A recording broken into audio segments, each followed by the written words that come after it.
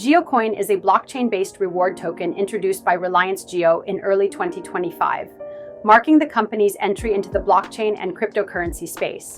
Developed in collaboration with Polygon Labs, Jiocoin operates on Polygon's Layer 2 blockchain, known for its scalability and efficiency.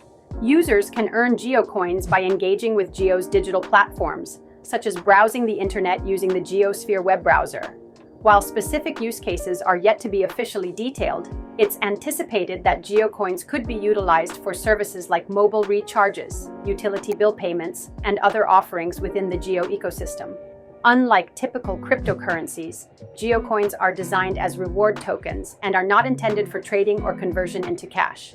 The introduction of Jiocoin signifies Reliance Jio's strategic move to integrate blockchain technology into its vast array of services, potentially transforming digital transactions and user engagement within its ecosystem.